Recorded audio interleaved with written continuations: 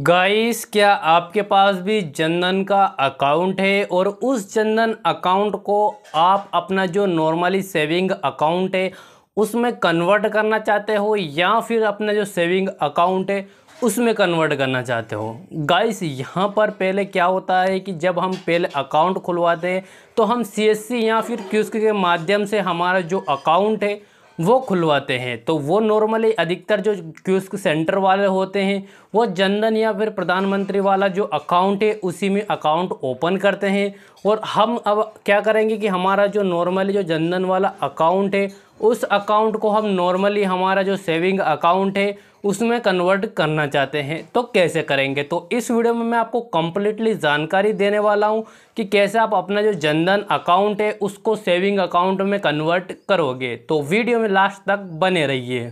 Guys, यहाँ पर जो एक्चुअली में हमारा जो अकाउंट होता है वो जनधन या फिर यहाँ पे प्रधानमंत्री वाला होता है और उसको हम जब बैंक में ट्रांसफ़र करवाने के लिए जाते हैं हमारे सेविंग अकाउंट या फिर रेगुलर सेविंग अकाउंट में, तो वहाँ पर ऐसे में जो बैंक अधिकारी होते हैं, वहाँ के स्टाफ होते हैं, वो बोलते हैं कि आपका जो जनधन अकाउंट है वो नॉर्मली सेविंग अकाउंट में कन्वर्ट नहीं होगा। यानी कि आपका जो जनधन वाला अकाउंट या फिर सीएससी वाला जो अकाउंट है उसको आप यहाँ पे जो एसबीआई का अकाउंट है उसको अगर ट्रांसफ़र करोगे अपने सेविंग अकाउंट में तो वो ट्रांसफ़र नहीं होगा गाइस। अब बात आती है गाइस कि हमारा जो नॉर्मली जनधन वाला अकाउंट है उस अकाउंट को सेविंग अकाउंट में कन्वर्ट करने के लिए हम कस्टमर केयर को कॉल लगाते हैं और हम पूछते हैं कि सर हमारा जो अकाउंट है नॉर्मली जनधन वाला है उसको हम सेविंग अकाउंट में कन्वर्ट करना चाहते हैं। तो वहाँ पे वो बोलेंगे कि आप यहाँ पे जो आपकी ब्रांच है वहाँ में जाइए, वहाँ पे संपर्क करिए और वहाँ पे जब आपने अकाउंट खुलवाया था तो जो केवाईसी डॉक्यूमेंट है जैसे कि पैन कार्ड, आधार कार्ड आप लेके गए होंगे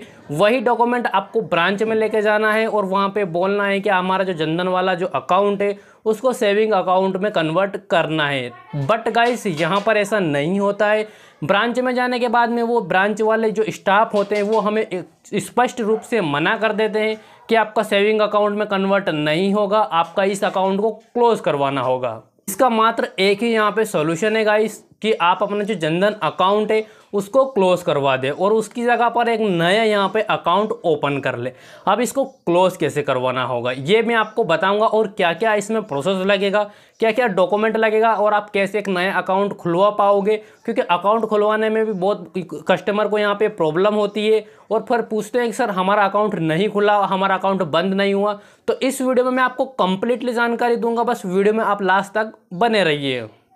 तो गाइस, यहाँ पर हमारा जो जनधन अकाउंट है वो नॉर्मली सेविंग अकाउंट में कन्वर्ट नहीं होता है, ना ही सेविंग अकाउंट में कन्वर्ट होता है। तो हम इस अकाउंट को क्लोज कैसे करेंगे, तो क्लोज करने के लिए गाइस यहाँ पर सबसे पहले आपके पास एक आधार कार्ड होना चाहिए, देन उसके बाद में यहाँ पे दूसरे नंबर पर आपके पास पैन कार्ड होना चाहिए। अगर ये दोनों हैं तो आप अपना जो जनधन वाला अकाउंट है उसको बड़ी आसान तरीके से क्लोज कर पाएंगे। क्लोज करने के लिए ये दोनों आपको पैन कार्ड हो गया, एक आधार कार्ड हो गया, दोनों ये हो गया और साथ में एक आपको विड्रॉल फॉर्म ले लेना है, यानी कि तीनों डॉक्यूमेंट आपको रख लेना है और विड्रॉल फॉर्म के साथ में एक अकाउंट बंद करने का फॉर्म भी यहाँ पे आपको रखना है, यानी कि 4 फॉर्म हो चुके हैं। और देने का आपकी जो अकाउंट की जो पासबुक है उसकी फ़ोटोकॉपी भी करवा लेनी है, यानी कि आपके पास 5 डॉक्यूमेंट होने चाहिए। फर्स्ट में आपका आधार कार्ड हो गया, ठीक है, देन यहाँ पर आपका जो सेकंड है पैन कार्ड हो गया, विड्रॉल फॉर्म हो गया और अकाउंट क्लोजिंग फॉर्म हो गया और यहाँ पे एक पासबुक हो गई। ये पांचों आपके पास होनी ज़रूरी है गाइस। अब बात आती है कि पांचों हमने हमारे पास रख लिए, देन उसके बाद में आपको करना क्या है,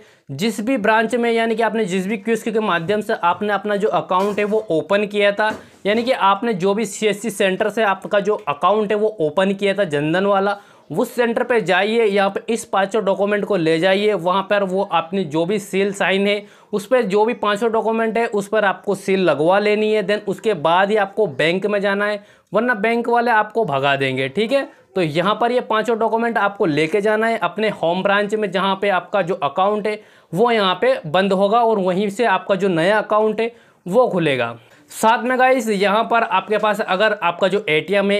है तो एटीएम को भी आपको ले जाना है और बैंक में जमा कर देना है। देन उसके बाद में आपको अकाउंट क्लोज कर देंगे। वो यहाँ पे आपको ये पांचों डॉक्यूमेंट लेके सील साइन करवा के आपको ब्रांच जाओगे। ब्रांच कैसे जाना है, कहाँ से आप पता करोगे कि ब्रांच कौन सी है, तो यहाँ से आप सीएससी सेंटर से भी पूछ सकते हो कि इसकी जो ब्रांच है वो कहाँ पे है। यहाँ पे अगर वो नहीं बताते हैं तो जो आपके यहाँ पे जो अकाउंट नंबर और आईएफएससी कोड दिया गया है, तो आईएफएससी कोड की मदद से आप अपनी जो बैंक है वो फाइंड कर सकते हैं। आईएफएससी कोड से आपको पता चल जाएगा कि आपकी बैंक कौन सी है और उस बैंक में जाकर के पांचों डॉक्यूमेंट आपको दे देना है। देन उसके बाद में आपका जो अकाउंट है वो परमानेंटली क्लोज कर दिया जाएगा और एक नया अकाउंट आप खुलवाना चाहते हो तो उसी बैंक में आप दोबारा से अकाउंट खुलवा पाओगे। अगर नहीं खुलवाना है तो कोई दिक्कत की बात नहीं है, बट अगर आप खुलवाना चाहते हो इस अकाउंट को क्लोज करके आप एक सेविंग अकाउंट को खुलवाना चाहते हो तो उसी बैंक में आपको सेविंग अकाउंट खुलवा लेना है और आपको सेविंग अकाउंट खोल के वो आपको दे देंगे।